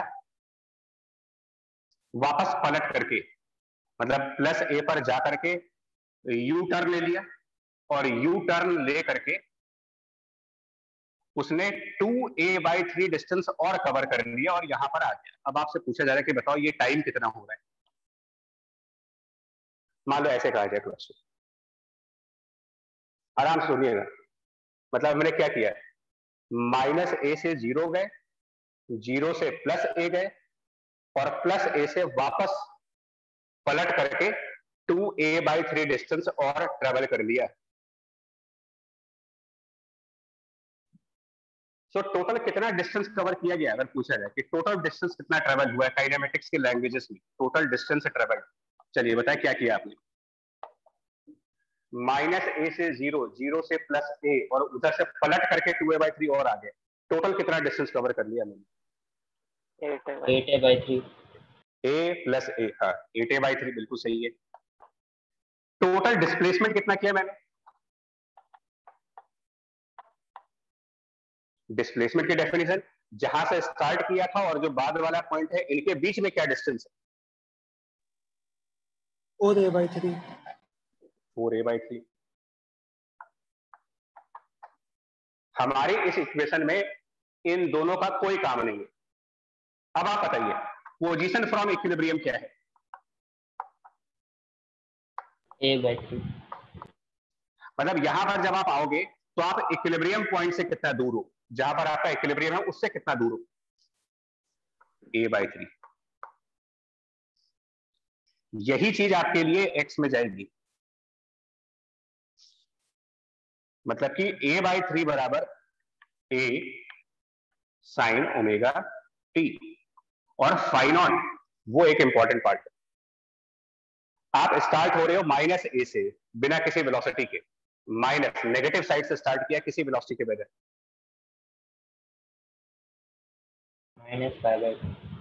-π/2। अब आप निकालो टाइम कितना आएगा इसके अंदर। yes, sir। अब कंफ्यूजन किसी को है या अभी अभी कुछ क्लैरिटी आई है? इसमें तीनों चीजों का डिफरेंस समझो आप। डिस्टेंस अलग है, डिस्प्लेसमेंट अलग है, और पोजीशन फ्रॉम इक्विलिब्रियम अलग है। और मुझे को पोजीशन फ्रॉम इक्विलिब्रियम रखनी होती है, और उस पोजीशन पे हम कितने समय बाद होंगे वो टाइम कैलकुलेट होता है।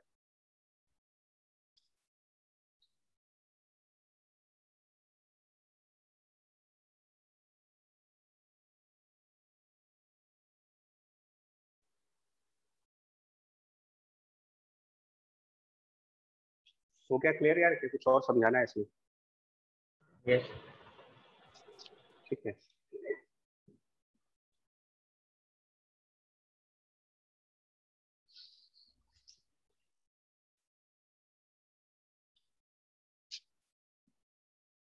तो ये तो हो गया पोजीशन टाइम इक्वेशन को कैसे यूज करना है वो समझो आप। पोजीशन टाइम इक्वेशन का यूज कैसे करते हैं, उसके ऊपर प्रॉब्लम्स कैसे सॉल्व होती है, फाई नॉट वगैरह कैसे निकालते हैं। और इसके बाद आते हैं, इसमें कुछ एनर्जी वाले क्वेश्चंस आते हैं।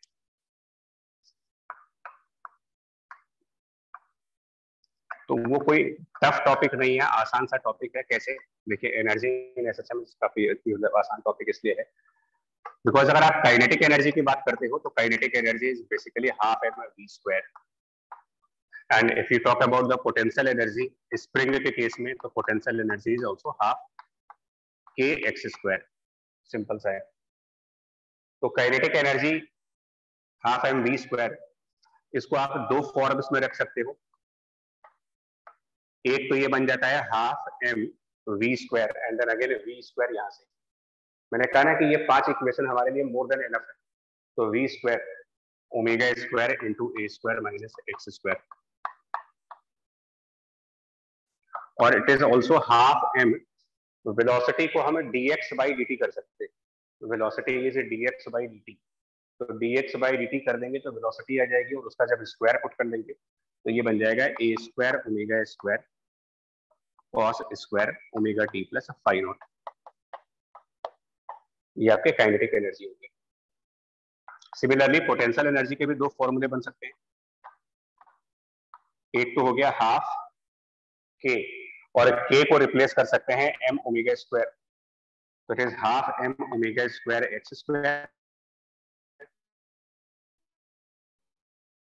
और we can write half mω² x² की जगह पर ये रख दें, तो a² sin² t प्लस 5। और उसके बाद आता है टोटल एनर्जी। तो टोटल एनर्जी के लिए आप इन दोनों को ऐड करते हो, यानी capital E is the total energy, kinetic plus potential. तो ये वाला फॉर्मूला और ये वाला फॉर्मूला अगर हम ऐड कर लें तो टोटल एनर्जी बन जाती है half mω² multiplied by a²।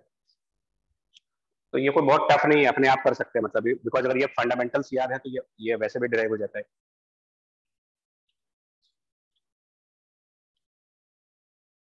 यहाँ तक क्लियर है? मतलब इसमें क्लियर करने वाली कोई बात ही नहीं, वैसे तो बेसिक चीज है। Yes sir. ठीक, ओके जी। बस आपसे फिर बोलूंगा, एक एक मुश्किल से जितना बड़ा प्लेइंग कार्ड होता है उतने बड़े प्लेइंग कार्ड पे ये 5 फॉर्मूले लिख करके डेली पढ़ते रहिए। एसएसएम के क्वेश्चन, इस टाइप के क्वेश्चन करने में प्रॉब्लम नहीं आएगी। और टाइम पीरियड निकालने का तो रेडीमेड फॉर्मूले, उसमें क्या दिक्कत आती है। अब इसके ऊपर भी किस तरीके के क्वेश्चंस हैं वो देखते हैं, कैसे क्वेश्चंस आते हैं इसके ऊपर। अब मैं थोड़ी देर के लिए इसको हटा रहा हूं।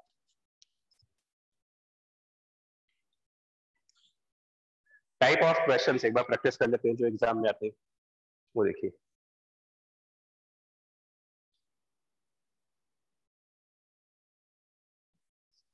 फर्स्ट, पहला क्वेश्चन, एट विच पॉइंट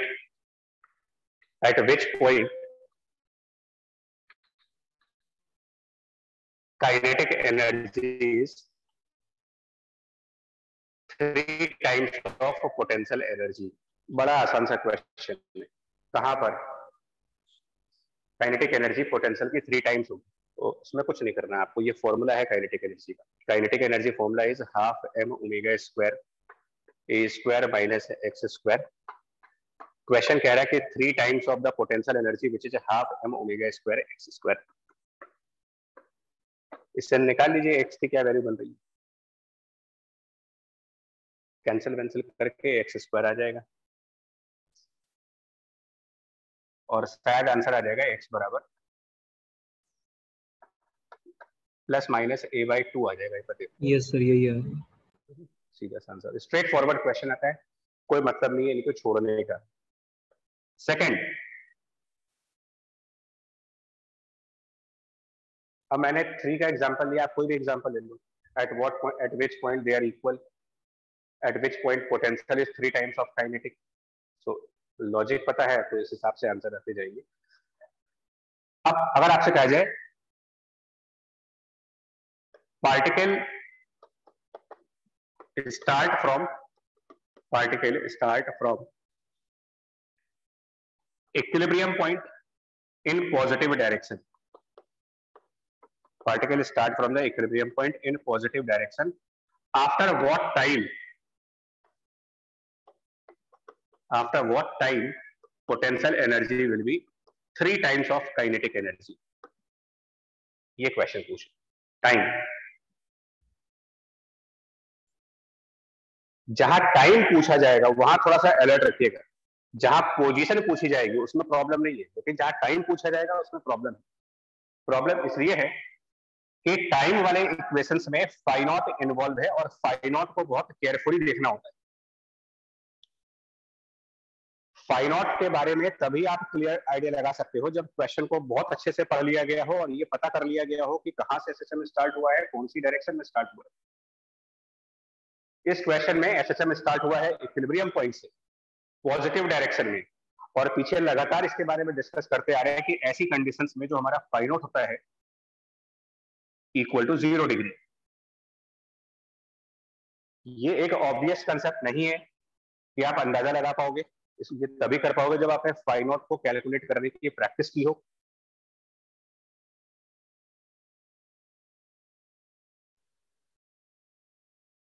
और क्या यहाँ तक क्लियर है फाई नॉट तक का पॉइंट? Yes sir. ठीक है, फाई नॉट क्लियर हो गया। उसके बाद फॉर्मूला सामने लिखा हुआ है, potential half m omega square a square sin square omega t plus phi naught, where phi naught is now 0। इस क्वेश्चन के लिए फाई नॉट 0 है, so therefore potential energy is half m omega square a square और sin square omega t equal to 3 times of the kinetic energy half m omega square a square cos square omega t।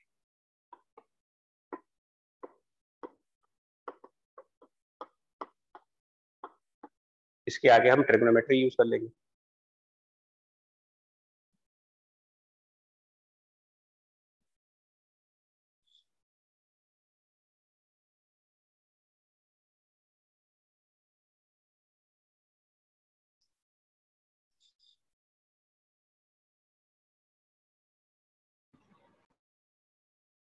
Okay yes okay okay.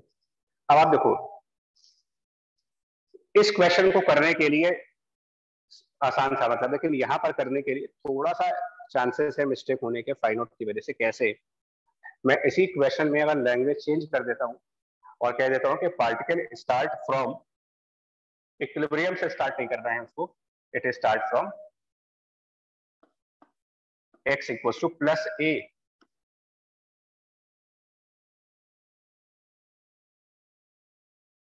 Without any velocity.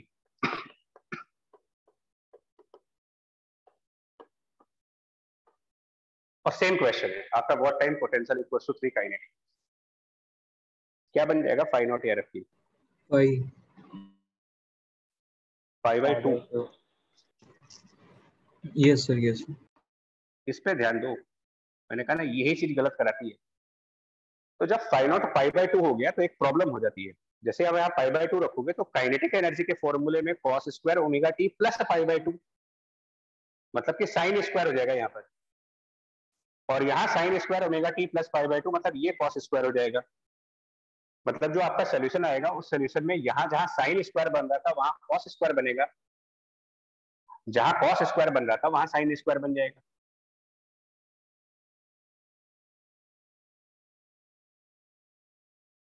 तो इसकी थोड़ी सी care करनी होती है, because अगर phi not गलत हो गया ना तो आगे उससे रिलेटेड जितने भी फॉर्मूले हैं वो सब गलत हो जाते हैं।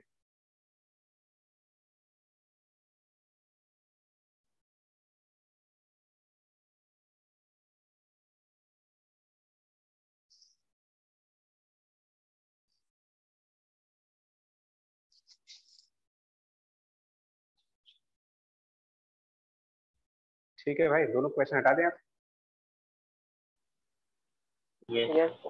यस हटा दें, ओके। जिन लोगों को फाई नॉट में दिक्कत है अभी, उनके लिए भी एक आसान तरीका भी है। फाई नॉट अगर आप निकाल नहीं पा रहे तो फाई नॉट निकालने का एक इजी मेथड भी है, a very easy way to find out, easy way of to find phi naught. वो बता दे क्या है। सबसे आसान तरीका, अगर आपको अभी तक के कंसेप्ट में दिक्कत आई है तो आप कुछ ना करें, आप सिंपली एक साइन का कर्व प्लॉट करें, सिंपली अ साइन कर्व।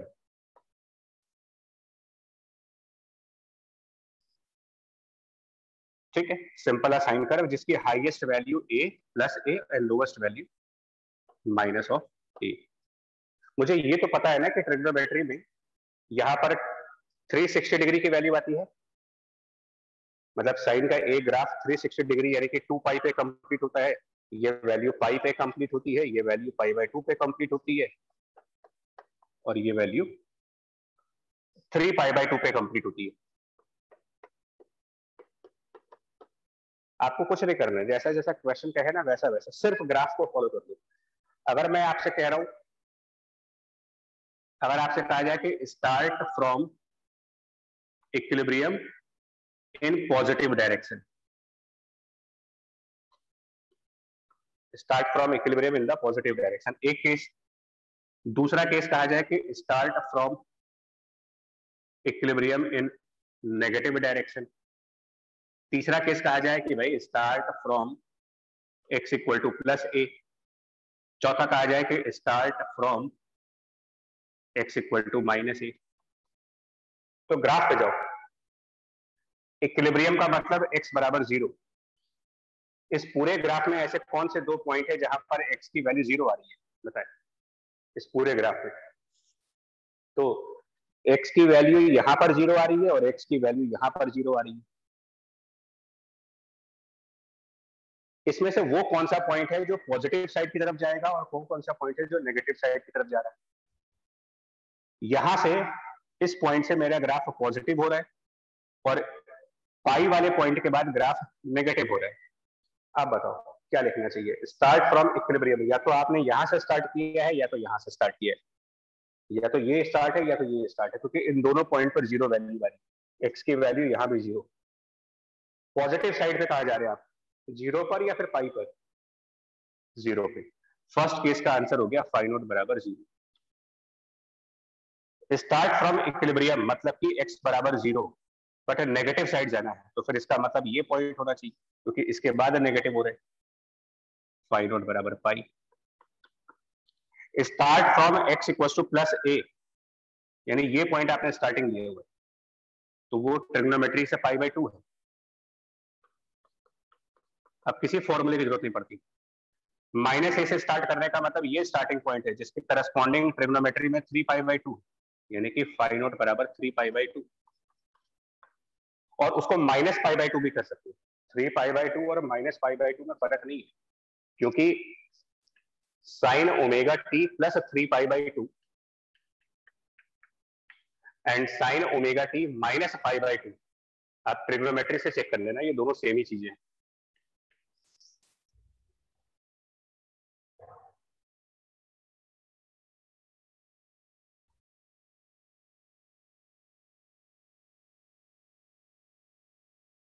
बोलो यहाँ तक क्लियर है? Yes sir. ठीक है, आसान तरीका हो गया। और भी तरीके, जरूरी नहीं है। मान लो आपसे कह दे, बहुत आसान तरीका देखिए, सपोज प्रॉब्लम है ये, आपसे कहा जाए कि एसएचएम की start from x equal to plus A by 2 in negative direction, बताओ फाई नॉट कितना होगा in negative direction? What is phi naught? चलिए, पूरे ग्राफ में प्लस ए बाई 2 कहां पर आएगा? प्लस ए बाई 2 ये हुआ, मतलब एक तरीके से मैक्सिमम का हाफ ले रहे हो, मैक्सिमम वैल्यू की हाफ वैल्यू। ट्रिग्नोमेट्री में साइन की वैल्यू हाफ कब आती है? कौन कौन से एंगल पर ट्रिग्नोमेट्री की वैल्यू में हाफ आएगा? मतलब ये जो प्लस ए बाई 2 दिख रहा है, 5 बाई 6 5 पाई बाई 6, तो या तो 30 डिग्री आंसर हुआ या 150 डिग्री। थोड़ी सी जगह छोटी पड़ रही है मेरे को, बट इसीलिए बोल रहा हूं आपको, अगर न दिखाई ना पड़ रहा हो तो समझना है। मैक्सिमम की हाफ वैल्यू, मतलब ट्रिग्नोमेट्री में साइन की वैल्यू 1/2 देखो, तो 1/2 या तो 30 पर या तो 150 पर। तो इसका मतलब इस क्वेश्चन में फाई नॉट या तो 30 डिग्री है या तो 150 डिग्री है। उसके आगे देखिए, 30 डिग्री वाले पॉइंट के बाद ग्राफ पॉजिटिव साइड की तरफ जा रहा है या नेगेटिव साइड की तरफ जा रहा है? 30 डिग्री वाले पॉइंट के पॉजिटिव, और 150 के बाद नेगेटिव। हमें क्या चाहिए? नेगेटिव। मतलब फाई नॉट क्या लिखें? 5 पाई बाई 6। 150 डिग्री या फिर 5 पाई बाई 6, इस तरीके से आसानी से निकाल सकते हो फाई नॉट।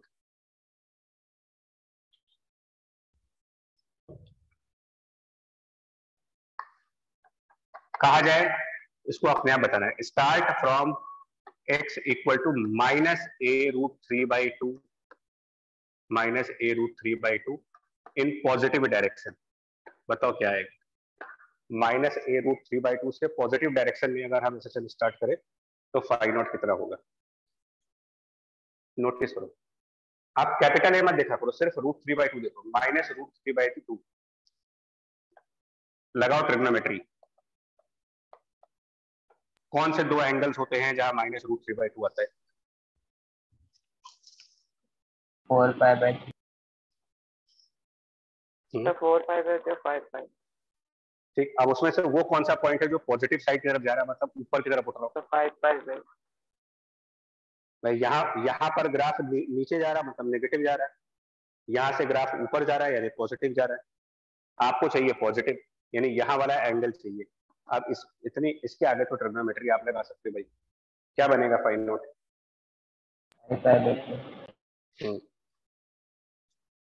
तो अभी फाई नॉट निकालने में आसानी लग रही है? मतलब ये टॉपिक ट्रिग्नोमेट्री का यूज कर ले, आसान, बहुत आसान पड़ जाता है। तो चलिए, फाई नॉट पर तो काम खत्म ही हो गया ना। तो फाई नॉट काफी इजी हो गया, ओमेगा निकालने में प्रॉब्लम है ही नहीं, बिकॉज ओमेगा स्क्वायर के अपॉन एम है और एम्पलीट्यूड निकालने का एक सीधा सा फॉर्मूला है। तो सारी चीजें क्लियर हो जाती हैं।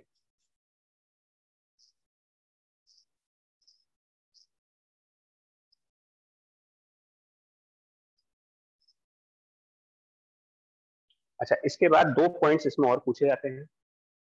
वो ये पूछे जाते हैं, देखिए जो काइनेटिक एनर्जी है ऑब्वियसली एक्स का फंक्शन है, या फिर यहां पर वो टाइम का फंक्शन है। Similarly potential energy function of x हुआ या फिर फंक्शन ऑफ टाइम हुआ, बट टोटल एनर्जी किसी चीज का फंक्शन नहीं है, कांस्टेंट। ये most remarkable property of simple harmonic motion हुआ जिसके अंदर टोटल एनर्जी एक constant value, most remarkable property for a simple harmonic motion. Total energy is always a constant value, ना तो पोजीशन का फंक्शन ना तो टाइम का फंक्शन, मतलब किसी भी टाइम पर और किसी भी पोजीशन पे एनर्जी कंजर्व रहनी चाहिए।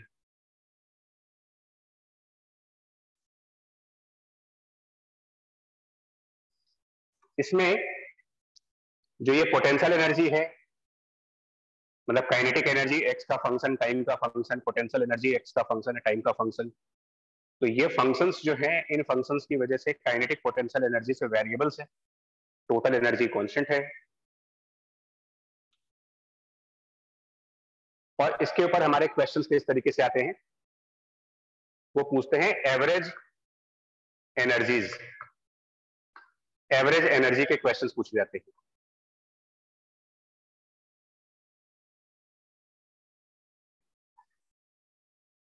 सो अगर मैं बात करूं कि with respect to time, with respect to time what is average kinetic energy and what is average potential energy with respect to time, एक ये पूछते हैं और एक पूछते हैं with respect to position,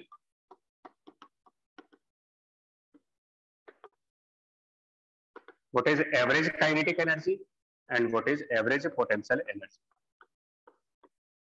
ये दो चीजें पूछी जाती हैं। एवरेज भी दो तरीके से पूछते हैं, एक टाइम के रिस्पेक्ट में, एक पोजीशन के रिस्पेक्ट में। इसको स्पेस एवरेज भी कहा जाता है। विथ रिस्पेक्ट टू पोजीशन को स्पेस एवरेज का नाम देते हैं, स्पेस एवरेज, और इसको टाइम एवरेज का नाम देते हैं।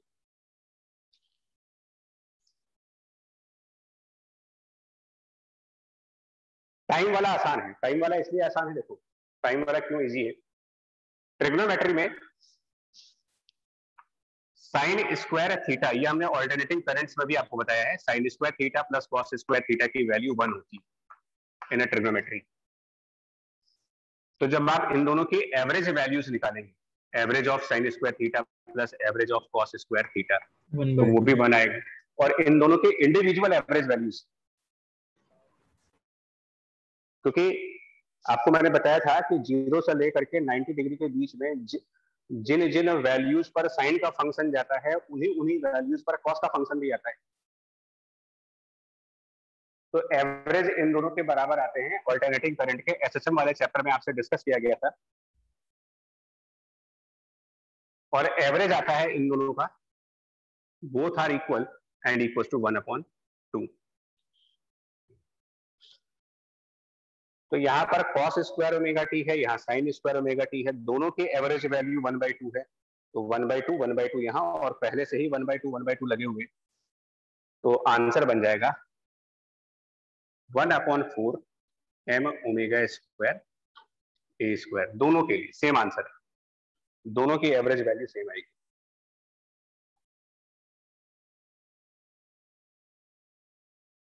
पोजीशन में नहीं आती,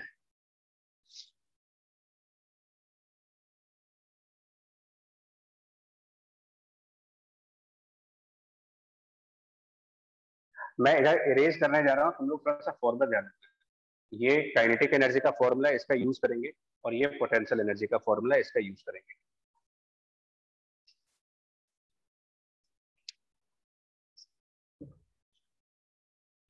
देखिए, एवरेज वैल्यू निकालना अपने आप में ही एक कंसेप्ट है, और बड़ा सिंपल तरीके से बोल रहा हूँ, बहुत ही स्ट्रेट फॉरवर्ड आपको मैं एक एग्जांपल देने जा रहा हूँ, तो निकाल सकते हो एवरेज वैल्यू। आपसे कहा जाए कि, और ये एग्जांपल भी मैं कई बार दे चुका हूँ, बार बार इसको रिपीट इसलिए करते हैं कि थोड़ा सा आसानी से समझो आप। नंबर ऑफ स्टूडेंट्स, और यहाँ पर मान लो आपसे कहा जाए कि उनके मार्क्स इन जेईई पेपर, और इसको एक बार चार्ट से बनाया जाए। ये आप जानते हो कि बार चार्ट क्या होते हैं।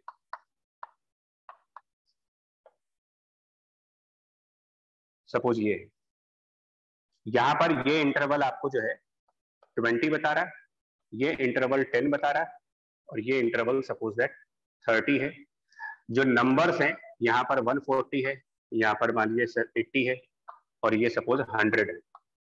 क्या तरीका लगाओगे एवरेज मार्क्स निकालने का, बताएं। एवरेजिंग करनी हो अगर वेटेड मीन यूज करके, हाँ करते हो ना, तो क्या करते हो 140 और मल्टीप्लाइड बाय 20, जितना हम लोगों ने पढ़ रखा है स्टैट्स में, 80 मल्टीप्लाइड बाय 10 और प्लस 100 मल्टीप्लाइड बाय 30, और मेरे ख्याल से इस पूरे को डिवाइड कर दिया जाता है total number of students 20 plus 10 plus 30 से। शायद यही तरीका होता है एवरेजिंग करने का। Yes sir. ठीक, बार चार्ट में। अब आप आइए ग्राफ के अंदर जरा, एक्स और वाई के बीच में कोई ग्राफ है, वाई और एक्स में,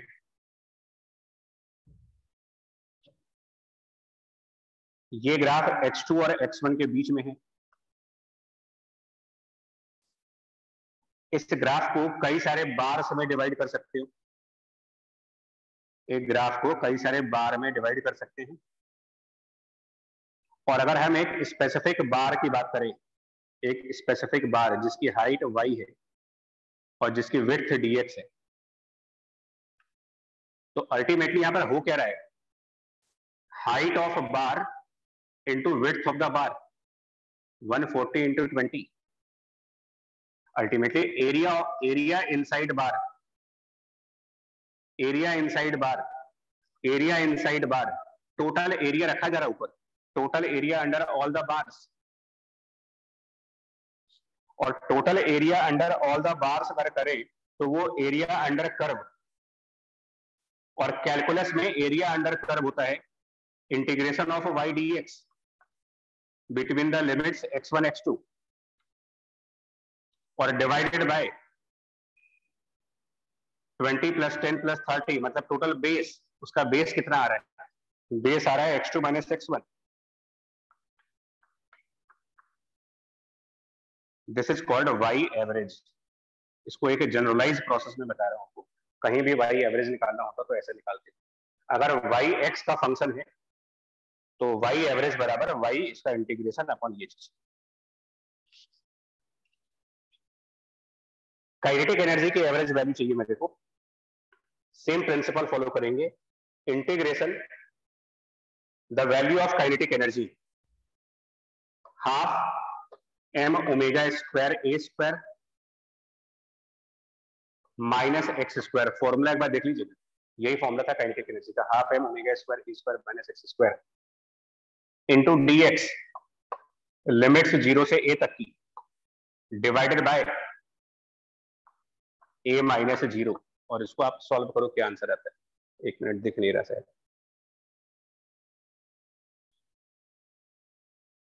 पहले ये समझना होगा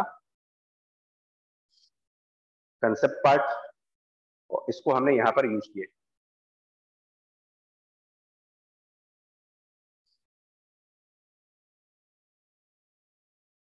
डन या नहीं बोलो,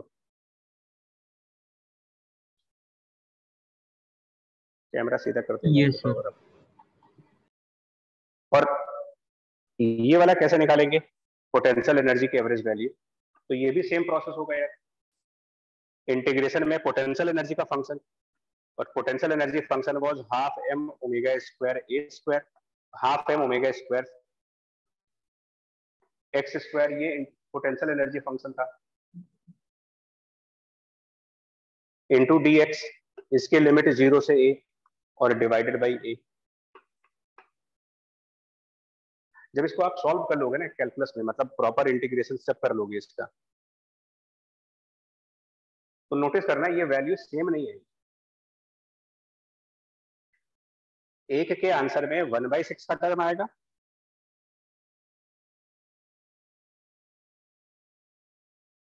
और वो शायद यहीं पर आएगा, मतलब इसका जो आंसर, इसमें 1/6 का टर्म आएगा, लेकिन यहाँ 1/6 का टर्म नहीं आएगा, यहाँ कोई और, यहाँ 1/3 का टर्म।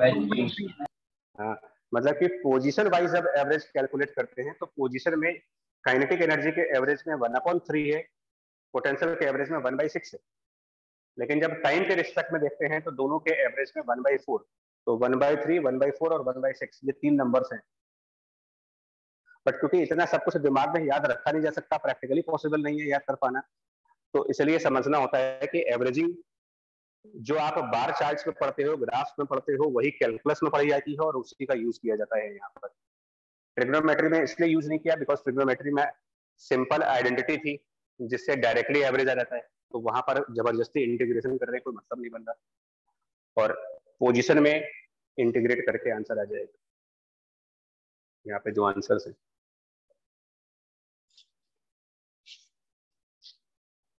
ठीक है जी, यहाँ तक पॉइंट क्लियर हुआ आपको सारे?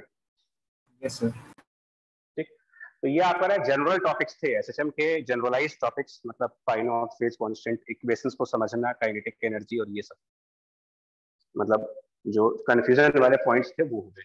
अगली 2 क्लासेस में इनके एप्लीकेशन तो चलेंगे ही, साथ में टाइम पीरियड निकालने वाले क्वेश्चंस भी करेंगे, स्प्रिंग वाले और पेंडुलम वाले। उसको रिवाइज करके रखना भाई नेक्स्ट क्लास में। अभी के लिए इतना ही रखते हैं, ठीक है? Thank you very much, bye. Thank you sir. Thank you sir. Thank you ji, bye bye.